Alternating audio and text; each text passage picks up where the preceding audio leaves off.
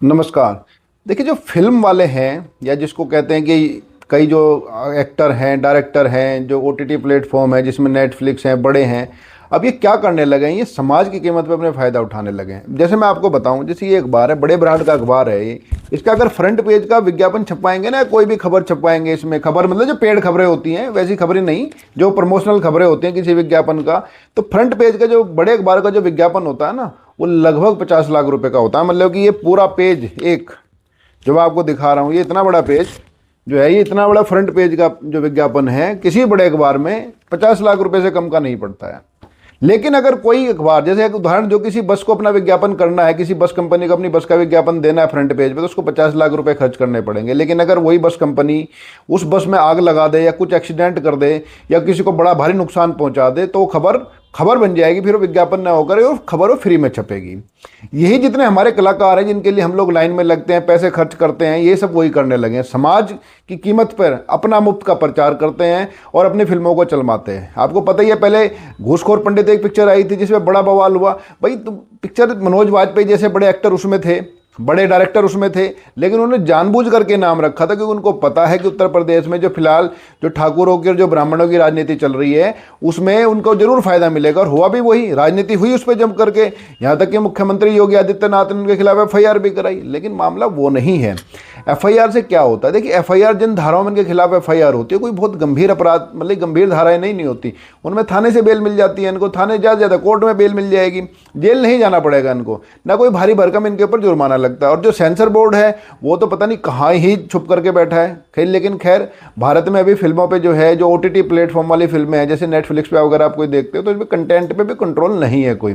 जैसे पिक्चरें हैं उन पर तो सेंसर बोर्ड देता है उनको सर्टिफिकेशन, लेकिन अभी जो बड़े ओटीटी प्लेटफॉर्म है, ओटीटी का मतलब होता है जो जिस जैसे नेटफ्लिक्स हुआ, अमेजोन हुआ, डिज्नी हॉटस्टार हुआ, ये सब जो है, मैक्स प्लेयर हुआ, ये सब ओटीटी प्लेटफॉर्म है जो मतलब कि इंटरनेट पे आते हैं। इन पे अभी कोई कंट्रोल नहीं है। तो इस ना कंट्रोल ना होने का फ़ायदा ये ओटीटी प्लेटफॉर्म भी, इनका इस्तेमाल करने वाले कलाकार भी, जो अपने आप को कलाकार कहते हैं, हम तो उनको किसी किसी को तो भांड कहते हैं, वे कलाकार तो देखो वो होते नहीं है।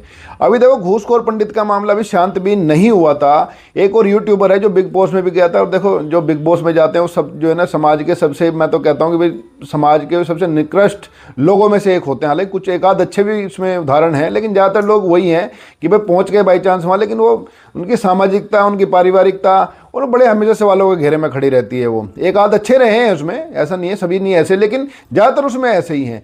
अभी एक उसमें बिग बॉस में गए थे मृदुल तिवारी, जिनके बड़े फेमस उनके वो आते हैं। अब ये मृदुल तिवारी और इनकी बहन है प्रगति तिवारी, प्रगति तिवारी भी इनके साथ कई बार इनके यूट्यूब में इनकी मदर का दूसरा रोल निभाती नजर आती है, गाने भी इन्होंने बनाए हैं। ये एक पिक्चर लेके आए हैं, यादव जी की लव स्टोरी। अभी जो यादव जी की जो लव स्टोरी है, पूरी कहानी है लव जिहाद की तरफ इसका इंप्रेशन है, और जिस तरह से इसकी इन्होंने ब्रांडिंग की उसको लेकर के बवाल हो गया। और बवाल, ये ब्रांडिंग बवाल के लिए ही की गई थी। भाई यादव जी की लव स्टोरी लिखने की जरूरत क्या थी? किसी और का नाम लिख देते। किसी एक समाज को तुम टारगेट करके, अपने व्यूज ले करके, अपनी पिक्चर को कंट्रोवर्शियल बना करके तुम कर क्या लोगे? भाई फायदा तो उठा रहे हो ना, कि जो तुम्हें फ्री में प्रचार मिल रहा है। आज उसमें पूरे यूपी में कई देश भर में बवाल हुआ। इसमें 27 फरवरी को पिक्चर रिलीज होनी थी, इनके खिलाफ भी एफआईआर हो गई है जब बवाल हुआ। लेकिन मैं आपको वही बता रहा हूँ कि जो एफआईआर ये जो होती है ना, ये एफआईआर कोई ऐसे नहीं होती कि इनको जेल में कई दिन रहना पड़ेगा या महीनों में जेल लेना पड़ेगा। जिन धाराओं में एफआईआर होती हैं, इस तरह के जो पोस्टर बनाने की, इस तरह की जो पिक्चरें बनाने की, समाज में वो जहर घोलने की, वो कोई बहुत गंभीर नहीं होती। जो हमारा कानून है, भाई पुलिस तो कानून के हिसाब से काम करेगी, और कुछ इनके रसूख भी ऐसे होते हैं, तो इनको जमानत तुरंत ही मिल जाती है। लेकिन इसका फ़ायदा ओटीटी प्लेटफॉर्म को होता है, लेकिन सबसे बड़ा नुकसान होता है समाज को। इसमें हुआ क्या, सोशल मीडिया पे प्रगति तिवारी से सवाल ही जब पूछा गया, भाई इसका नाम जो है ना, यादव जी की लव स्टोरी की जगह तिवारी जी की लव स्टोरी क्यों नहीं लिख लिया गया? तो उन्होंने कहा कि नहीं, एक रियल स्टोरी है यादव फैमिली की, उसके अनुसार ये है। तो इससे और बवाल हो गया, क्योंकि इसमें इन्होंने दावा किया कि यादव परिवार की एक लड़की थी और एक मुस्लिम परिवार का एक लड़का था, दोनों के बीच की ये लव स्टोरी है। अब ये जानबूझ करके एंगल ये दिया गया। अब इनको ये पूरा दिखाया जा रहा है कि जो यादवों की जो लड़कियां हैं वो आसानी से उनको जो है ना मूर्ख बनाया जा सकता है, बहलाया फुसलाया जा सकता है। ये सारी कहानी देखते समाज में भड़क गया है।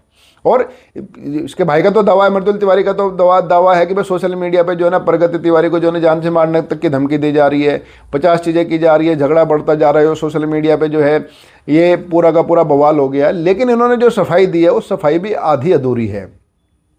भाई तुम्हें नाम रखने की जरूरत क्या थी इसमें, मतलब कि यादव जी की लव स्टोरी का मतलब पूरा यादव समाज को तुम लोगों ने लपेट दिया। तुम अपने नाम से बना लेते पिक्चर, भाई जैसे मर्दुल तिवारी है और ये जो प्रगति तिवारी, इन्होंने क्यों नहीं बनाई अपने नाम से पिक्चर। और ऐसे घूसखोर पंडित बनाई गई थी, घूसखोर पंडित कह करके तुम लोग पूरे पंडित समाज को, ब्राह्मण समाज को तुम बदनाम करने की पूरी कोशिश की तुम लोगों ने। मतलब कि सारे मतलब जिनको मतलब कि जितने पंडित है सारे घूसखोर। अब जितनी यादवों की लड़कियां हैं कि सारी की सारी जो उनको बहलाया फुसलाया जा सकता है। जब आपको पता है कि समाज एक कठिन दौर से गुजर रहा है, समाज में एक सामाजिक उथल पुथल है, चाहे वो लव जिहाद का मामला हो, चाहे जाति वाला मामला हो, चाहे देखो जाति वाला मामला हमारे कितना संगीन मामला है। जैसे अभी यूजीसी का जो बिल आया था, जो नया जो उसके अंदर रेगुलेशन थी, एक्ट बिल क्या हो नए, उसके अंदर नई गाइडलाइंस जो आई थी, इसको लेकर के देश भर में कितना बवाल हुआ था। लेकिन समाज की सच्चाई है वो। अब इस समाज की सच्चाई को स्वीकार ना करके, समाज की सच्चाई का, समाज में जो गहरी है, जातिवाद है, धर्म है, इसका फायदा तुम उठाने की कोशिश करोगे। जबकि जो जितने फिल्मी कलाकार हैं, जैसे मनोज बाजपेयी हैं, दूसरे लोग हैं, इनको जरूर सीखना चाहिए। भाई लोग तुम्हें पैसा खर्च करके तुम्हें देखने आते हैं, तुम्हारे लिए अपना समय निकालते हैं, तुम्हारे लिए सब्सक्रिप्शन लेते हैं जो है OTT प्लेटफॉर्म्स का, और तुम उनको अपनी कला का जो है जादू दिखाने के बजाय तुम ऐसा काम करते हो जिससे समाज में जहर फैलेगा। आज काफ़ी जगह तोड़फोड़ हुई है यूपी में, जहाँ जहाँ पिक्चर के पोस्टर लगे हैं। 27 तारीख को ये रिलीज होनी थी, 27 फरवरी को, यादव जी की लव स्टोरी।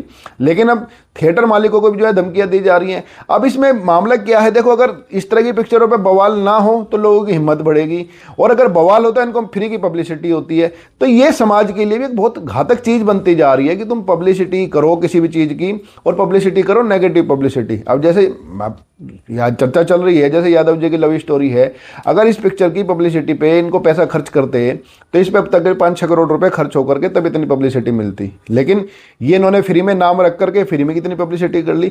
तो अब ये समाज को देखना कि इस पब्लिसिटी का नाम इनको लाभ इनको देना है नहीं देना है, और ये सरकार को भी देखना है कि अगर मुकदमे ही दर्ज कराने इन लोगों के खिलाफ केवल धार्मिक भावनाएं भड़काने के मुकदमे दर्ज ना हो, बल्कि इनसे जो सामाजिकता का नुकसान हो, जितनी इनको कमर्शियल चीज मान करके इनको जो है इनके खिलाफ मुकदमे दर्ज किया जाना चाहिए, और इनके खिलाफ भारी जुर्माना, मतलब जितनी पुलिस इन लोगों के लिए लगानी पड़े, जितनी इनके लिए एनर्जी खर्च करनी पड़े सिस्टम को, लोगों को, उन सब को जोड़ करके, जैसे पुलिस किसी को सुरक्षा देती है ना, सुरक्षा जैसे पुलिस दो तरीके से सुरक्षा देती है। एक तो होती है जिसको इमीडिएटली खतरा है, जैसे पोस्ट पे कोई आदमी हो। एक इसके अलावा पुलिस सुरक्षा देती है जरूरत के हिसाब से। उस जरूरत के हिसाब से सुरक्षा में कई बार क्या होता है, पुलिस के जैसे गनमैन किसी आदमी के साथ रहते हैं तो उनकी सैलरी उस आदमी को उठानी देनी पड़ती है, जो खर्चा होता है वो उस आदमी को उठाना पड़ता है जिसके साथ वो गनमैन रहते हैं। तो पुलिस को भी, सरकार को भी ये करना चाहिए, जैसे घूसखोर पंडित हो, चाहे मनोज बाजपेयी हो, चाहे मर्दुल तिवारी, प्रगति तिवारी है, जितने भी इस तरह के लोग हैं जो इस तरह की जो कंट्रोवर्शियल पिक्चरें बनाते हैं, इनसे भी खर्चा वसूला जाए पूरा का पूरा। इनके चलते जो समाज में कानून व्यवस्था बिगड़ती है, जो माहौल खराब होता है, उसको मेंटेन करने में, उसको वापस लाने में, सद्भावना को बनाने में जितना भी पैसा खर्च होता है सरकार का, पुलिस का, प्रशासन का, वो सब जोड़ करके इनसे वसूल किया जाना चाहिए, ताकि जब ये अगली बार ये कोई फ्री की पब्लिसिटी के चक्कर में समाज को बांटने की कोशिश करे तो एक कई बार सोचे। क्योंकि ये फिलहाल देखो जैसे बिग बॉस है, उसमें कुछ भी दिखाया जा सकता है, इसी तरह ये लोग भी जो है समाज के नाम पर, किसी जाति और धर्म के नाम पर जो है पूरा का पूरा बवाल किया जा सकता है। और दूसरी बात है कि इसको अगर यादव जी की लव स्टोरी की जगह अगर इसको जो मियाँ जी की लव स्टोरी कर देते हैं तो फिर क्या फर्क पड़ जाता भाई। अगर एक लड़का मुस्लिम बता रहे हैं उसमें तो वो भी तो कर सकते थे, लेकिन उन्होंने मियाँ जी की लव स्टोरी ना करके इसको यादव जी की लव स्टोरी किया है ताकि यादव समाज भड़के और इनको पब्लिसिटी मिले। हालांकि यादव समाज समझदार है, उन्होंने अब तक कोई हरकत ऐसी नहीं की है और उन्होंने पुलिस प्रशासन में पूरा भरोसा दिखाया। और हमारी भी सरकार से अपील है कि इस तरह की चीज़ों को बर्दाश्त ना करके इन लोगों के खिलाफ इनसे वसूला जाए पूरा का पूरा पैसा, जो है पूरा समाज का माहौल ख़राब करते हैं, समाज को तोड़ने का काम करते हैं। वैसे समाज में गहरी खाई है, हिंदू समाज वैसे ही बटा हुआ है, और ऐसे बटे हुए समाज को लेकर के ये और जिसको बांटने का काम करते हैं, ये बेहद गलत है। और सरकार को भी OTT प्लेटफॉर्म पर जल्द ही नियंत्रण के लिए उसकी सेंसरशिप की व्यवस्था करनी चाहिए, ताकि इस तरह के लोग जो है कला के नाम पर जो है ना लूट ना मचा सके, कला के नाम पर समाज को ना बांट सके। आपको वीडियो कैसी लगे जरूर बताइएगा। अगले अपडेट के साथ फिर मिलेंगे। धन्यवाद। आपके दिन अच्छे रहें, शुभ रहें।